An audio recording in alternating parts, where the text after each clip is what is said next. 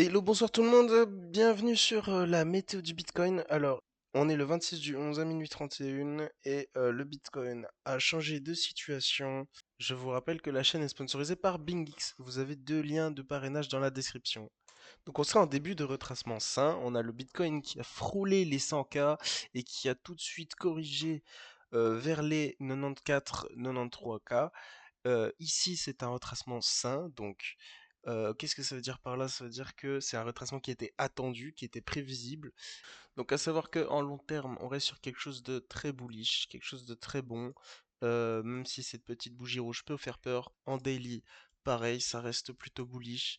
Par contre, quand on passe en 4 heures, là, ça devient inquiétant. Donc ici, ce qui est inquiétant en vue court terme, en vue 4 heures, c'est qu'on est sur le point de break, le support des 80, des 93 477. À savoir que si on remonte par la suite dans les prochaines heures et qu'on clôture au-dessus de la ligne verte, elle n'est pas considérée comme break.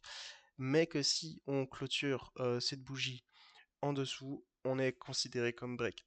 À savoir que ce n'est pas le seul support, il y a d'autres supports, et que une fois que celui-là est break, on n'entame pas une chute jusqu'à zéro, on entame une petite chute jusqu'au prochain support. Donc voilà, ici je vous ai tracé les plusieurs supports que l'on devrait break avant d'entamer une longue chute. 93 468 qui est du coup entre la vie et la mort. Ensuite, après ce support-là, si celui-là est break, on atteindrait du coup celui des 92 084. Ensuite, on entamerait celui des 89 637 et ensuite celui des 86 668. À savoir qu'il y a peu de chances que l'on aille aussi bas aussi vite. Il faut prendre son temps et il faut prendre des pincettes.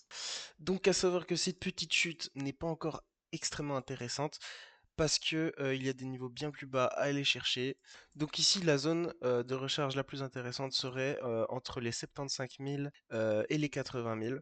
Ne pas oublier que quand le Bitcoin perd 5%, les altcoins en perdent 10. Les altcoins prennent beaucoup plus cher que le Bitcoin en ce moment. Ce qui peut être un signe de alt season. Donc conclusion de la vidéo, aujourd'hui je vous confirme que prudence et patience sont le maître mot du marché à l'heure actuelle.